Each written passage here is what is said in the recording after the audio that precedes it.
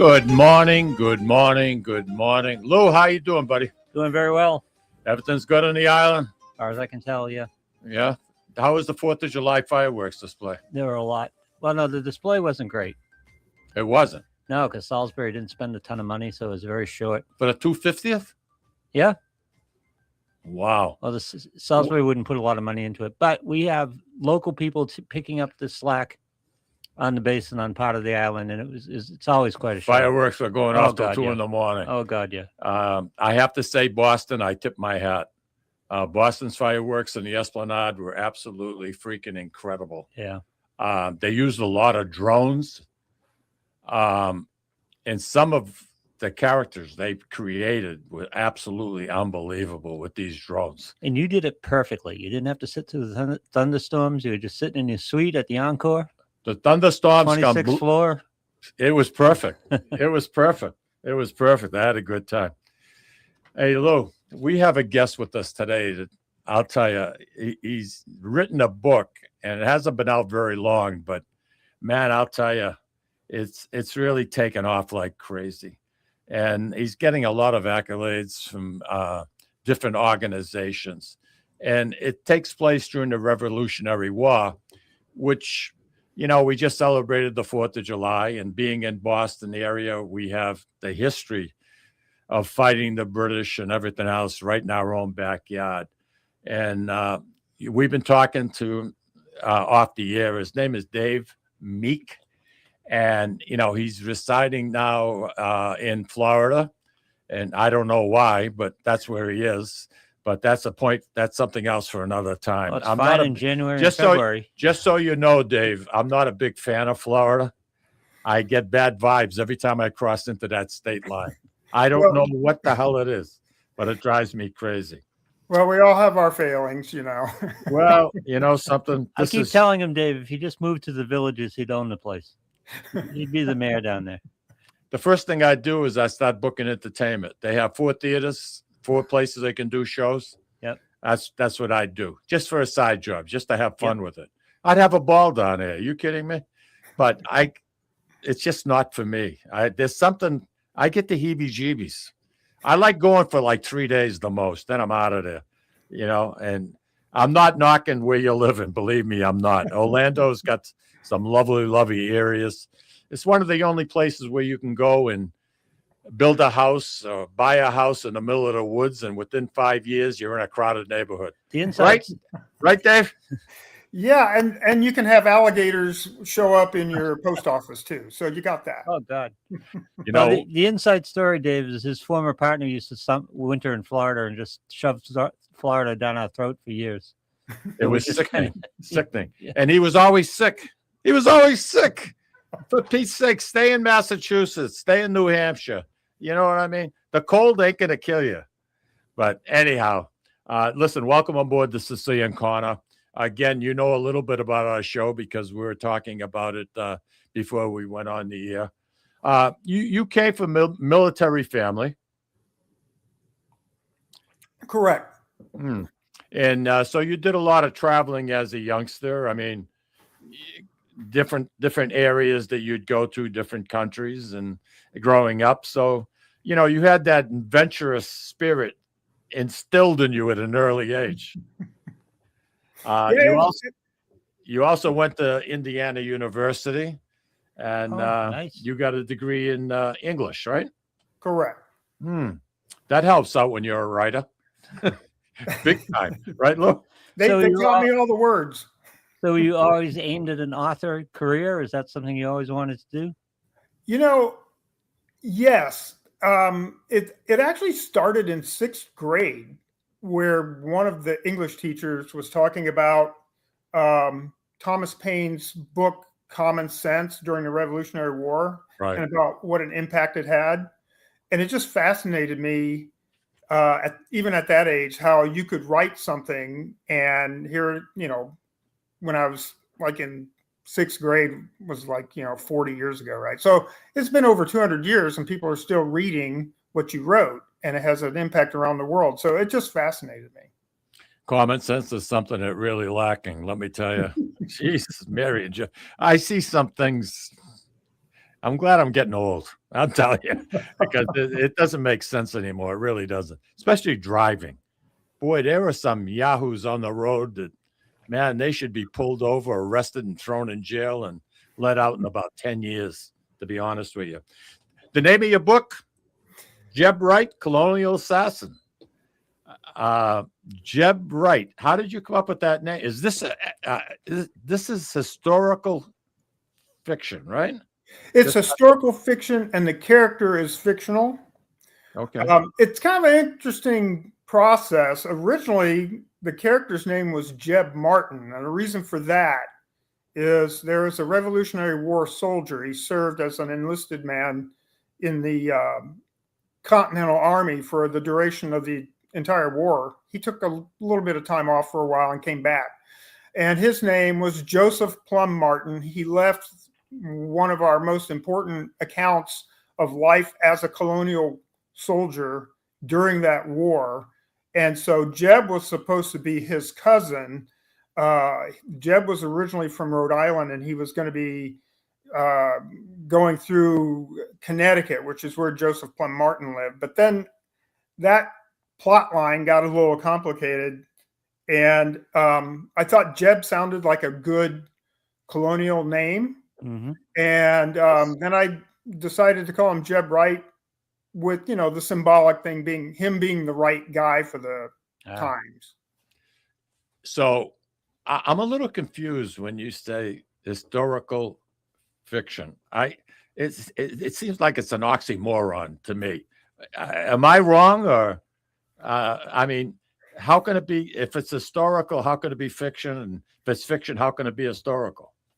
Well, it's a fictional story set in a certain time of history, and we see that, like, I mean, you know, Indiana Jones, that's historical fiction in a sense, because, you know, 1940s, right? So with my story, it's set, the first book is set in 1776, and then the other two followed through the middle and the end of the war. So you get the whole war in the series, and you, for me at least, you present what life was like for people back then, you know. Tough times. Yeah.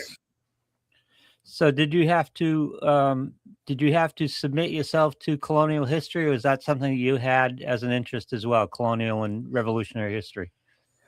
You know, when I was 43, my wife and I decided, we were living in California at the time, we decided to visit the East Coast, and we went to Virginia. We went to Mount Vernon, which is George Washington's home. And up until that point, for me, George Washington was a face on the dollar bill, a face on the quarter.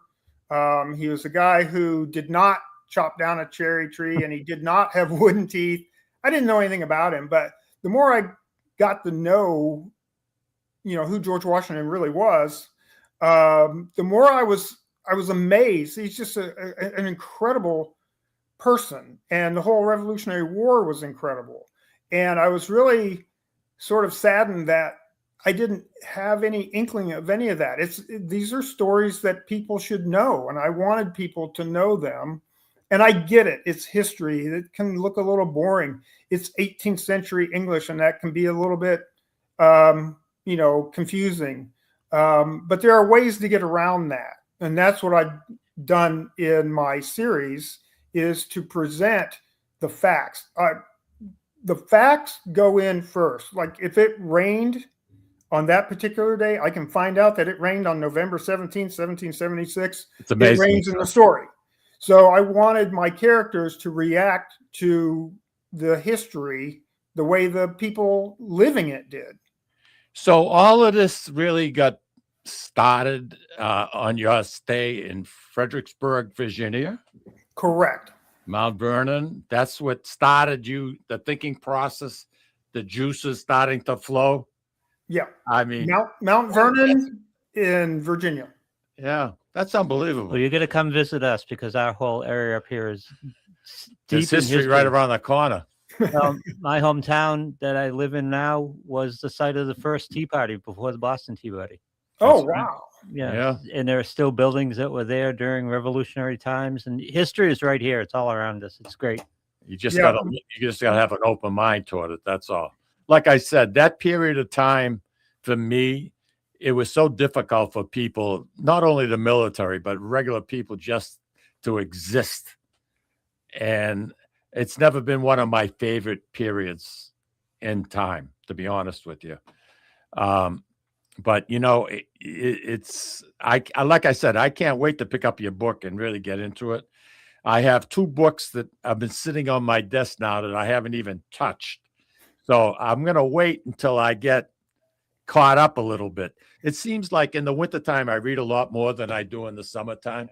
And that's because there's not a hell of a lot to do. You're not going to go out and cut your grass in January. You know, Yeah. you're not going to vacuum clean your pool. You know what I mean? And wintertime that's what I like about the winter. It slows you down. The pace really, you know, and that I kind of enjoy. The house is never so clean. I mean, in the wintertime, I'm on top of the house. Everything's immaculate. Summertime, not so much. You know what I mean? Not so much. So Well, you're outside more, so you don't have to look at it on the inside. this is it. Louis, we have a call? Yes, it's my buddy Roger. Oh, it's Roger. Okay. Roger, you're on the Sicilian corner, brother. Again? Oh my goodness! Again? You're like a boomerang. Just keep coming Yeah. back, brother. Say I am say very- hello to Dave Meek, will you? Mr. Meek, it's a pleasure to listen to you. I am a history buff. I pretty much read exclusively nonfiction, mostly wars and biographies and whatever.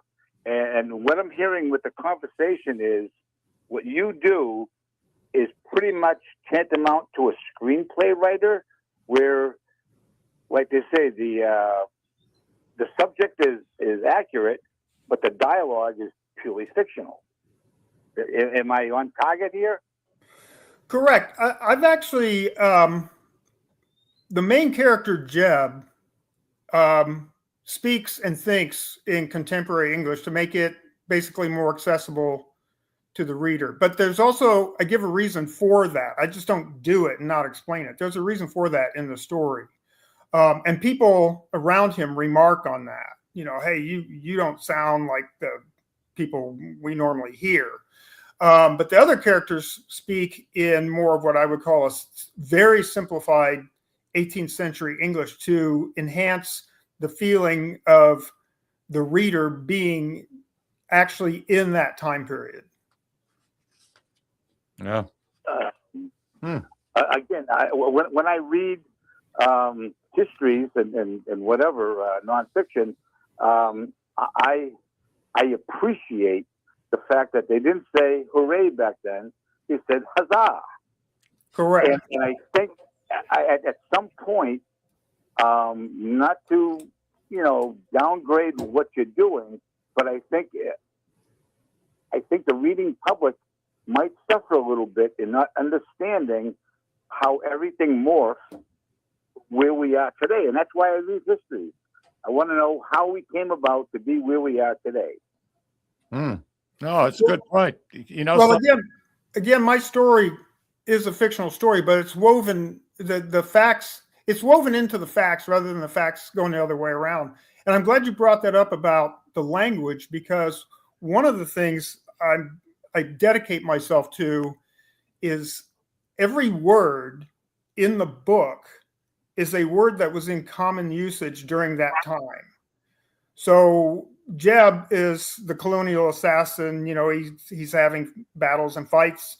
He gets adrenaline surges, but I can't say he feels an adrenaline surge because adrenaline, the word, wasn't around until the late 1800s. So that's the approach I'm taking to make it as realistic as possible. Well, it sounds, I mean, for a period of time, in that time, it sounds very, very, very interesting. One question I would like to ask you: what if the British would have? Thanks for the call, Roger. Raj, take care. Yep. What would have happened if the British would have killed George Washington? What do you think the future of our country would have been? You know, that That is a great question because it goes to the heart of what the American Revolution was about. Most people, including myself at one time, thought that the Revolutionary War was the beginning and end of the revolution, but it wasn't. It was basically the beginning. It was the first half. The second half was what happened after we won.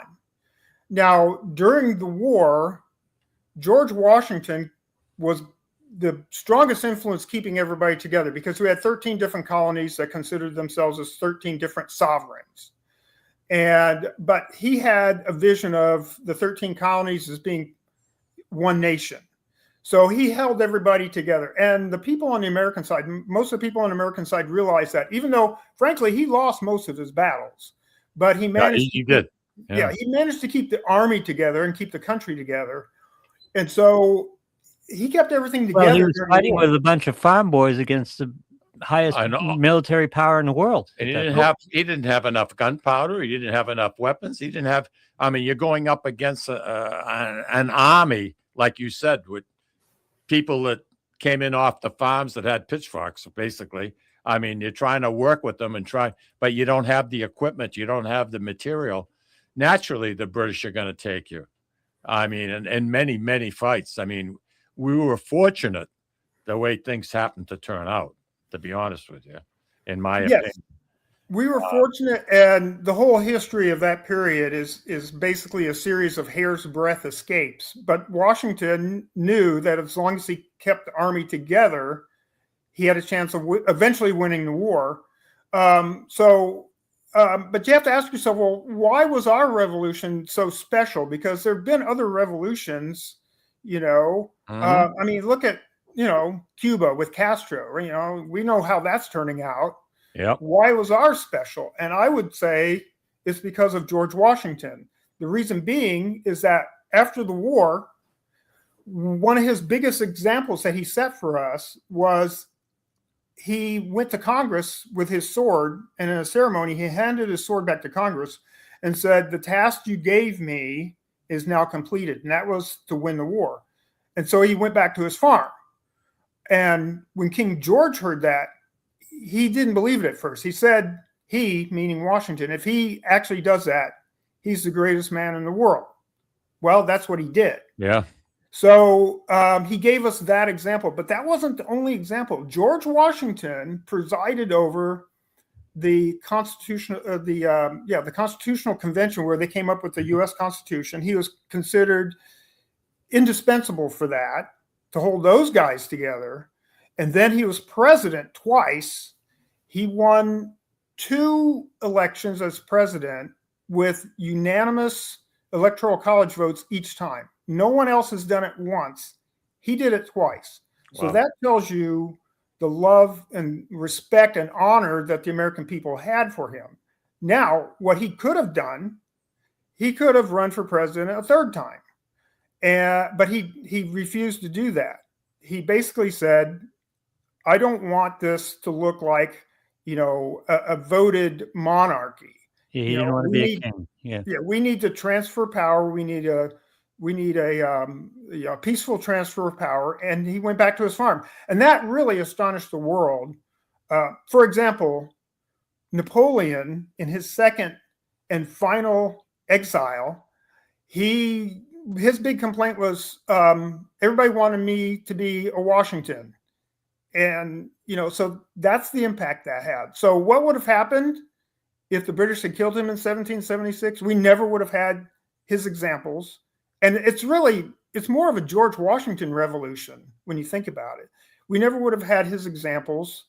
And, we would have lost more than the war. We would have lost a form of government, which is what we have today. Yeah. Very, very, very important. Listen, I'm going to have to take a break, but I just want to give a shout out to a few people who have been writing in. Andy Parisi. Andy, good morning. The lovely Chris Verdi Lynch. Good morning. Nancy Greco. Good morning, Nancy. Nancy's on board with us almost every week, and it's a pleasure to have you guys. So what we're going to do right now, Lou, is going to take a quick break, and we're going to be coming back, And we're going to be talking with Dave Meek because we haven't even got into the tip of the iceberg right here. All right, Louis, take us out, please.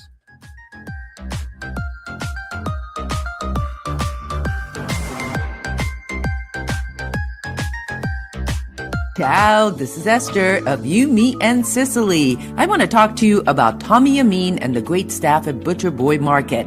Families, foodies, and home chefs come together at Butcher Boy to talk good food and create traditions. They offer the best in quality cuts of beef, pork, lamb, poultry, and restaurant-style steaks and chops. Produce? All of their produce is hand-selected to complement any meal or even to make it your main course. Their deli serves fresh roast beef, turkey, and beautiful imported Italian cold cuts, cheeses, and antipasto. And don't forget the Butcher Boy Bakery, featuring sweet delectables from all over the state, as well as their very own bakery. That's Butcher Boy, where the secret to a great steak is, of course, the steak. Located at 1077 Osgood Street in North Andover, Massachusetts, in the Butcher Boy Plaza. Ciao! Legacy Care Law Firm provides estate planning and elder law services to people in the greater Merrimack Valley and southern New Hampshire areas, with offices in North Andover and Woburn, Massachusetts, as well as Nashua and Salem, New Hampshire. Discussing family and financial matters with an attorney can be intimidating, but our goal is to help you prepare for the future as you preserve your legacy. We help clients qualify for government medical benefits and ensure their estates are preserved for their families so they don't need to worry about their estate being wiped out by high nursing home expenses. Legacy Care Law Firm attorneys are here to support your journey toward a more secure financial future. This is Tom Zappala. Located in the heart of downtown Haverhill, the Haverhill Beef Company is a full-service, old-fashioned butcher shop and meat market that continues to be a valued family tradition since 1952. Peter and Monica Carboni's Haverhill Beef offers individualized service from an outstanding selection of marinated sirloin tips, homemade sausage, marinated chicken, and thick, juicy Chairman Reserve steaks. Your family deserves the best, so call Peter at 978-374-4795 or visit their website at www.haverhillbeef.com.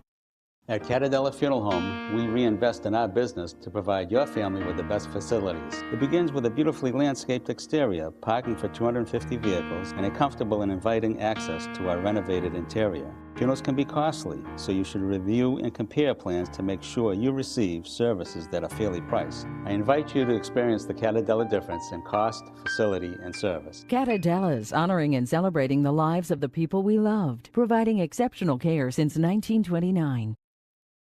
Italian artisan cuisine combines simple, fresh ingredients with time-honored preparation to create an incredible culinary experience. At Tuscan Kitchen, located in Salem's historic Depot District, talented chefs prepare everything in-house from scratch for all to see.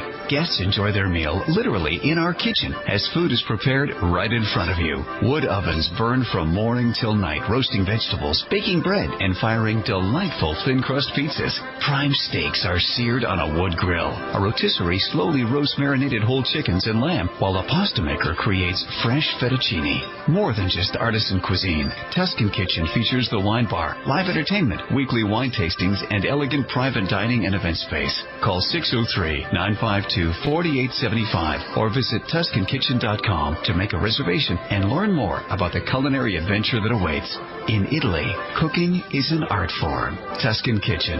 Experience artisan Italian. Play more, earn more, win more at Encore Boston Harbor. Sign up for Win Rewards today and score $50 in free play instantly. Score even more as you play your favorite games. New members will also receive $25 in free play for every 100 tier credits earned playing with your new Win Rewards card. Highly rewarding instantly. Visit EncoreBostonHarbor.com for more information. New members only. Further terms and conditions apply. If you or a loved one is experiencing problems with gambling and needs support, call 833-277-5050 or visit gamblinghelplinema.org to speak with a trained specialist. Specialists are available 24/7 and services are free, confidential, and available in multiple languages. This is Cindy and Mike Kunstler, owners and operators of Four Oaks Country Club and Grazie Italian Restaurant in Drake, Massachusetts. Grazie Italian Restaurant is the hidden gem of the Merrimack Valley. Why is that? We have an incredible chef, Oscar Figueroa. In the words of local famous chef and restaurant owner Lydia Shire, Oscar thrives on hard work. He is capable and gifted. No one makes better food. scallops seared to perfection, house-made ravioli with farm-fresh local corn, and buttery tender Lazy Man's lobster, just to name a few. You have to come experience Grazie Italian Restaurant for yourself. Grazie Italian Restaurant, located at Four Oaks Country Club, 80 Meadow Creek Drive in Dracut, Massachusetts. Hope to see you soon.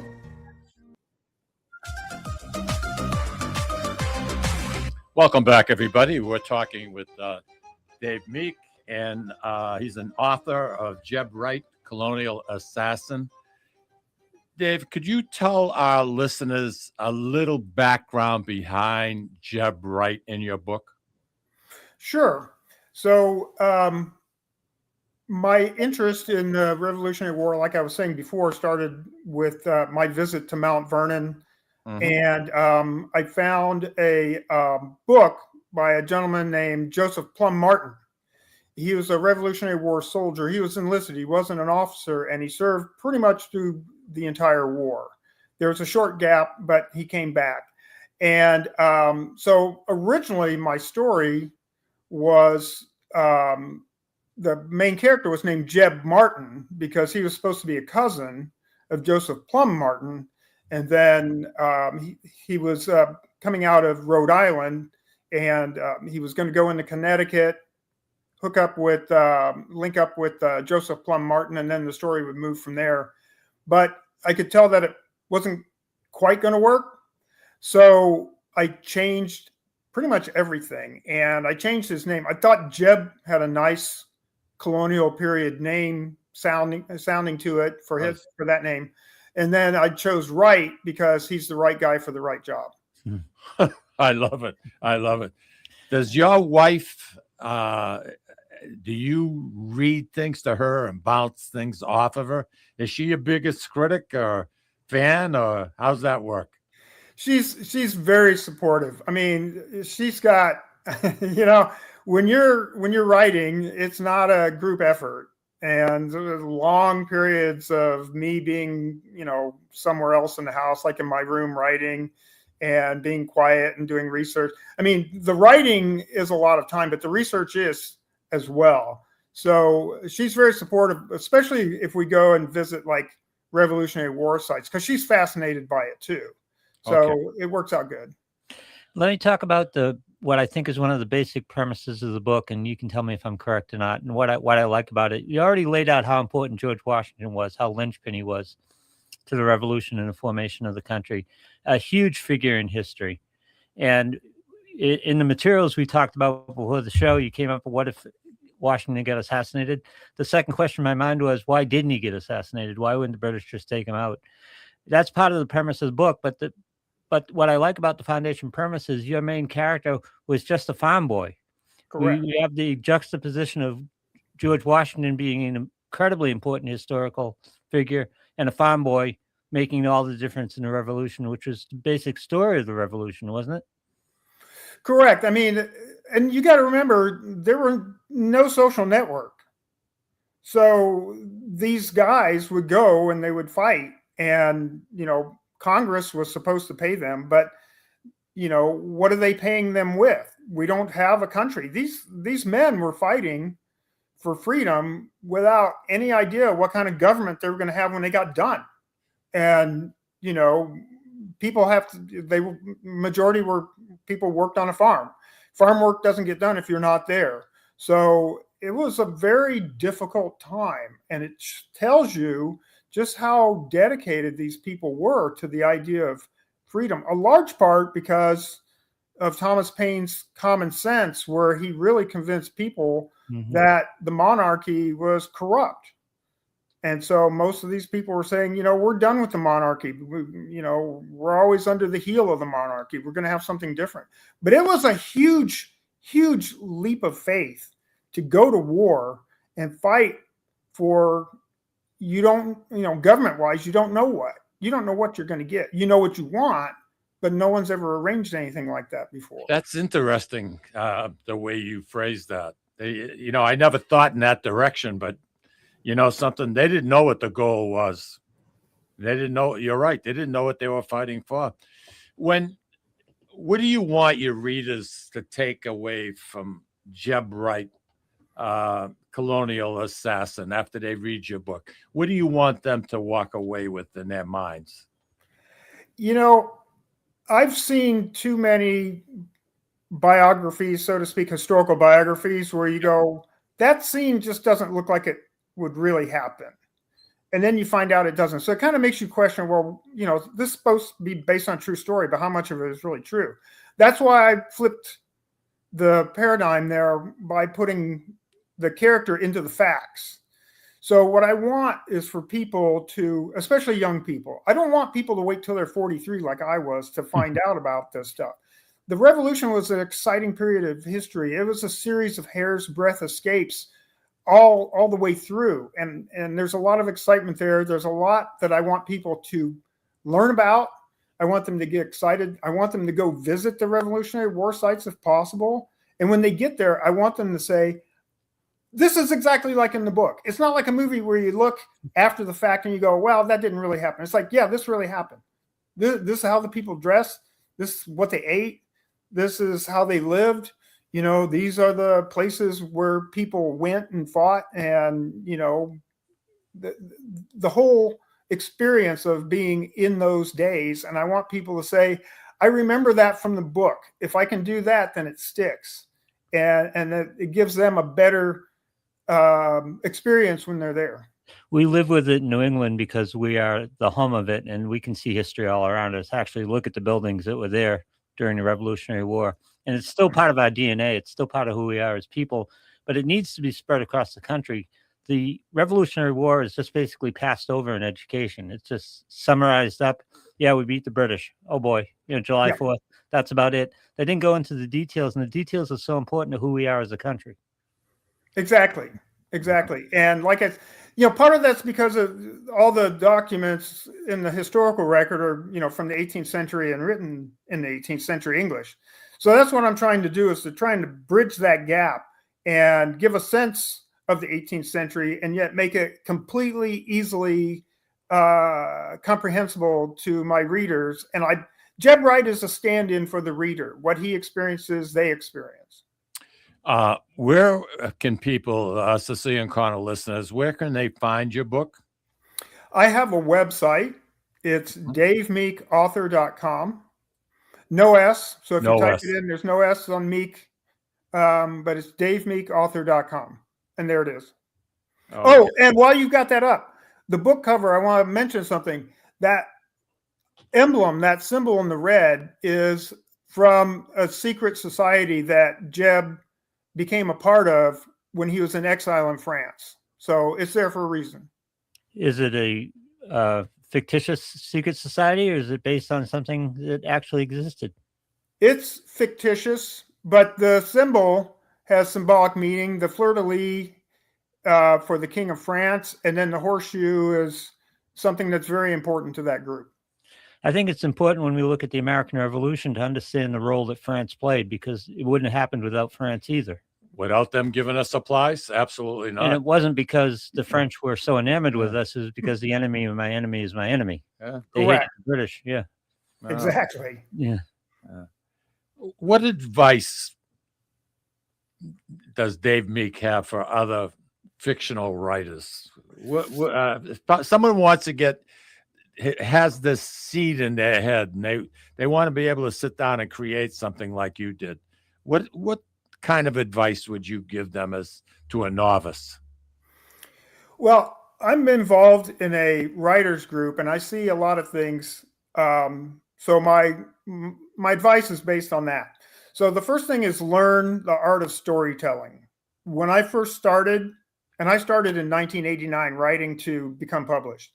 And when I first started, I thought, well, it's just a story is just a series of scenes. And I wrote these scenes, and the people in the group loved the scenes.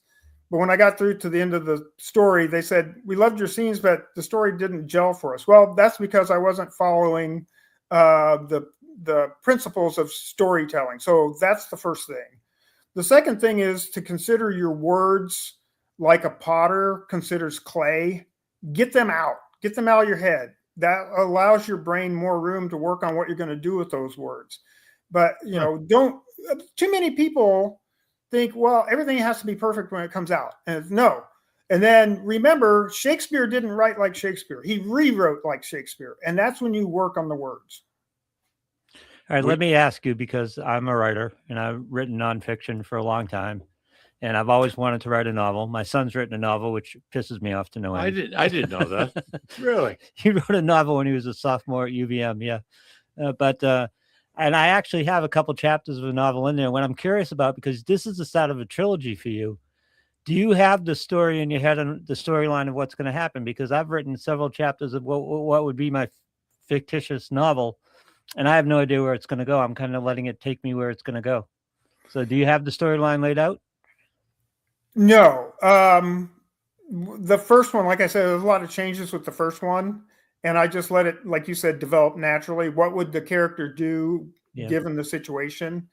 I know some people have things planned out, but basically I have what's the main issue at stake.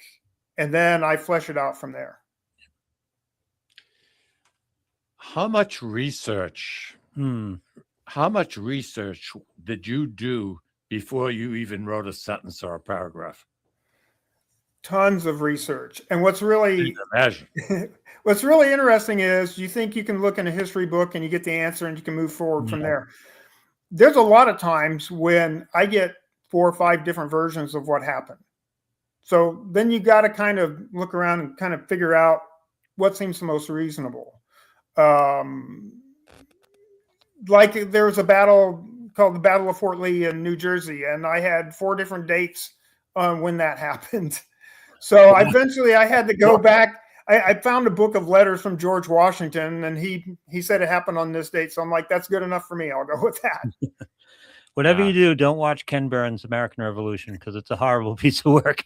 Is it really? It's boring as all hell. Really? Yeah. I was so hopeful for it. It's just like I couldn't even get through it. Yeah. We just got a text from Alice, and Alice is wondering if your book is available on Amazon. It is. And if you go to my website, I have links. I have a sellers page for links to various sellers. Okay. I see it. Yeah. Ooh, there you go. Okay. That satisfies. So we can walk into a Barnes and Noble and pick this up. That'd be great. I don't know if my publisher is a small press, so it could be available in print in the store. You'd have to call ahead unless you just want to go there anyway. But all of those links are definitely available online. So the main question, again, the first question that came up for me when we talked about an possible assassination of Washington is, why didn't it happen? What's your theory on why it didn't happen? Because if I were the British, as Hughes the linchpin, I would have taken him out first thing. By the way, 100 years later, they took out Lincoln, so it wouldn't have been that tough to do. No, in fact, there was a guy. He was a major in the British Army. His last name is Ferguson, and what's interesting about him is he invented a breech-loading musket / rifle. So that's kind of fascinating in and of itself. But he supposedly saw Washington, and he saw him from behind, and he had an opportunity to shoot and kill him, and he decided he couldn't shoot a man in the back. Historians don't know whether he actually saw Washington, but they pretty much agree it was most likely that he did. But other than that, my research, the British never attempted to assassinate him. And I think that's because they had a very low opinion of him. They always underestimated him. They tended to call him Mr. Washington instead of General Washington. So I don't think they realized just how critical he was to the war effort. Did they underestimate the colonies in general? Because again, it was an uphill battle for the colonists. Again, Britain was the major military power of the world at that point. John Adams once said that 1/3 of the Americans were patriots, 1/3 were loyalists, and the other 1/3 were neutral. But my research says that wasn't true. The vast majority of people were patriots. But when I read accounts written by the British, they assumed that it was the reverse, that most of the people were loyalists who were just kind of in hiding so they wouldn't be killed by the minority of patriots. So, the British were always like, 70% of the people are on our side. So we don't really need to deal with Washington a whole lot. So it's just amazing how they underestimated us and our dedication to the war. Everybody roots for the underdog, and the underdog won. So that was a wonderful thing. Hey, Dave, would you be able to stay on for another 10 or 15 minutes with me? All right, you got to run. That'd be good. Love really? To. All right. I'd love to have you stay on. We'll finish the show with you. Louis, why don't you take us off the break? We come back. We're going to be talking to Dave Meek. We got a bunch of questions. If you have something you'd like to say, give us a call.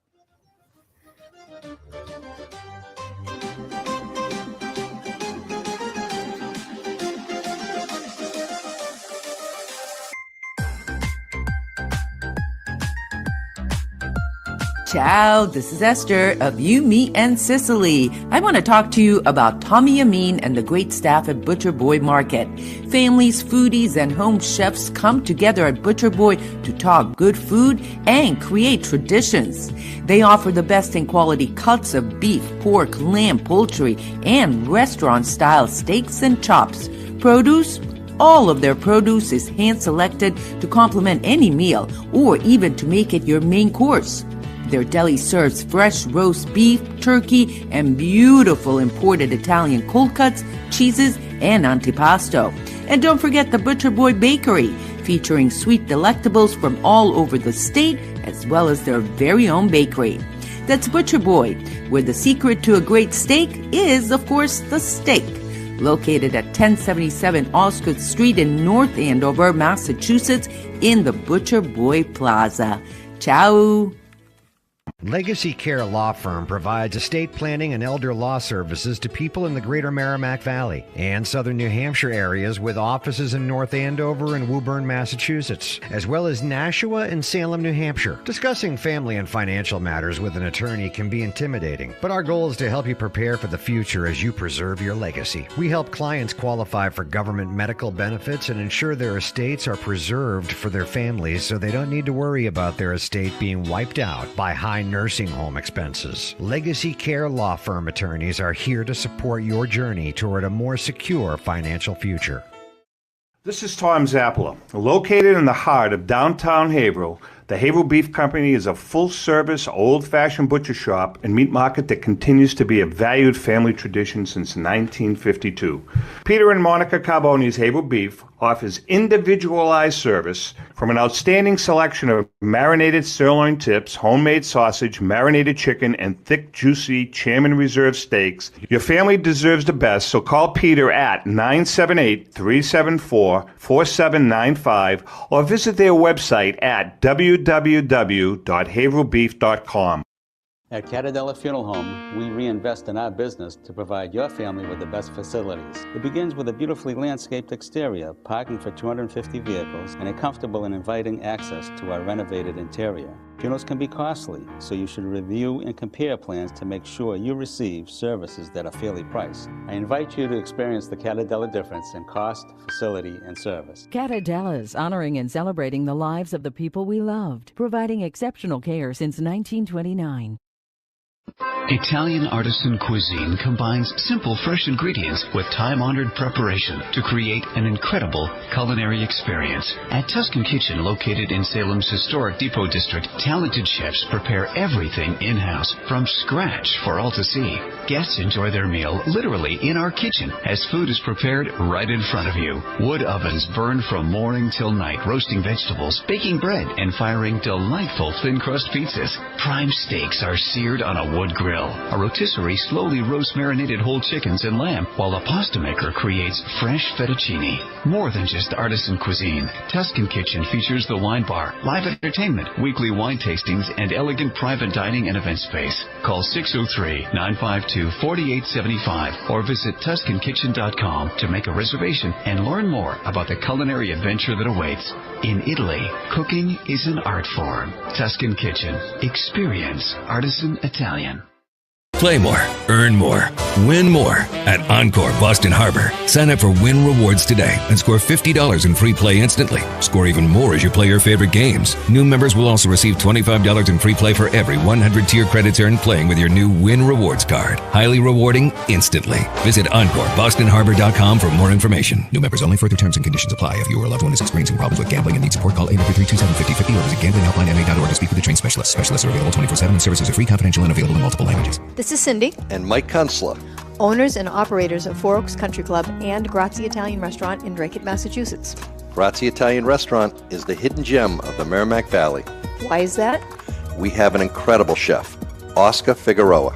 In the words of local famous chef and restaurant owner Lydia Shire, Oscar thrives on hard work. he is capable and gifted. No one makes better food.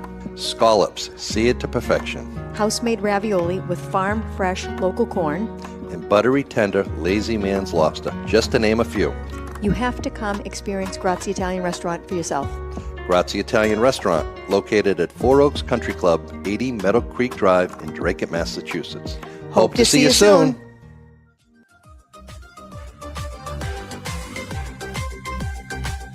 Hope to see you soon. Dave, were you watching those commercials? Did they make I you was. hungry? I was getting hungry. Absolutely. A man after my own heart. Hey, listen, Trudy texted us and she wrote, Mr. Meek, if you could have dinner with any author, dead or alive, who would it be and why? It would be Ulysses S. Grant. Oh. People don't think of him as an author, but he wrote an amazing biography, and he was an amazing person, in just so completely American.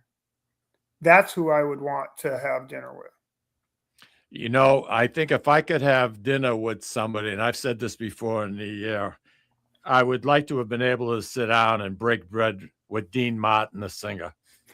Yeah. He was great. You know something? He was the way he was on TV and everywhere else. It's the way he is, and I like that. And that's the one guy that I would like to sit down with. He's the most likable guy. Yeah, absolutely, absolutely. You know something? You were in the Air Force for quite a few years. You were a flight instructor, I believe. Well, I was a naval flight officer. Okay, naval flight officer, and the other thing that I noticed that you have glider experience. Ooh. And I've always liked, I watch birds circling in the air currents over by my house, and they're so graceful. And you got A badge and a B badge in gliders, correct? Correct. They're based on how much time you're able to stay in the air after you separate from the tow plane. Oh, that's what those badges are for. I see. That has to be one of the most peaceful things you could ever do. I'll tell you, that was so much fun because what you're doing is you're searching for what are called thermals. And basically, they're like invisible tornadoes, small like tornadoes. It's wind that gets heated up and it spins around. So you go into one and you count to 3, and then whatever. Because you go into one because the wing will lift because the air is coming up. And so you count to 3 to make sure you're actually in it rather than on the edge. And then you turn into it. And you can work that. And as long as that air is coming up, you can fly.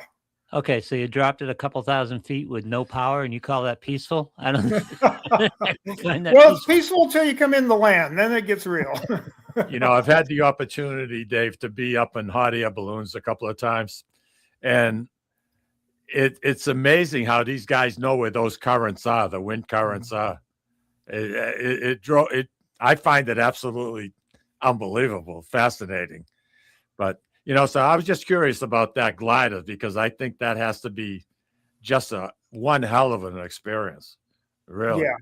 Yeah. Yeah. And it's all up to you how you do it. So it's a very, I don't know if you like to test yourself and see how good you are at something. It's a good sport for that. Okay, I'm going to give you a chance to suppress anything you want to suppress. But when I ask you for a military story, your time in the military, what comes to mind first? Okay, so I flew, right? And we are C-130, great big cargo plane, 4 engines. Huge. And we were airborne command post. And we had very long missions. That's why I accumulated so many hours so quickly.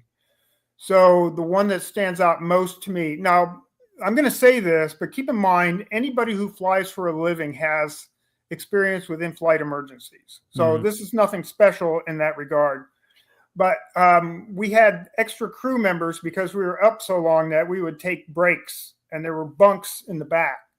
So I climbed into the bunk. I was taking my break, and I noticed some flight technicians were running back and forth.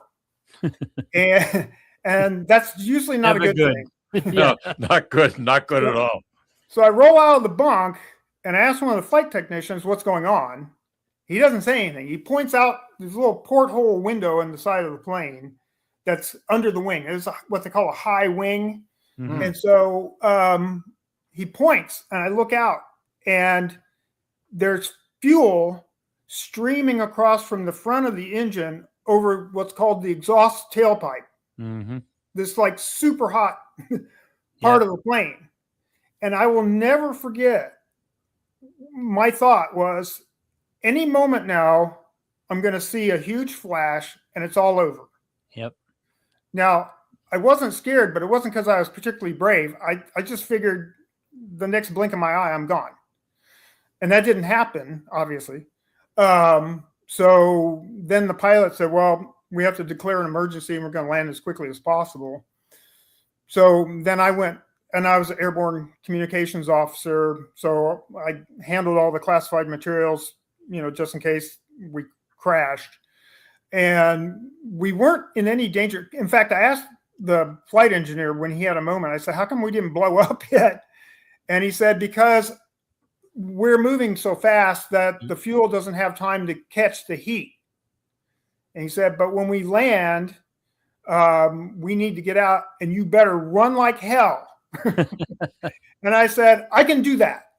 So the flammable part of the fuel is the fumes. And at that speed, airspeed, there's not going to be much in the way of fumes. It can be if they're, but it wasn't contained because of the airflow. Right. But also if there's leftover fuel on the nozzle, once you land and there's no airflow to take it off, then you could have problems there.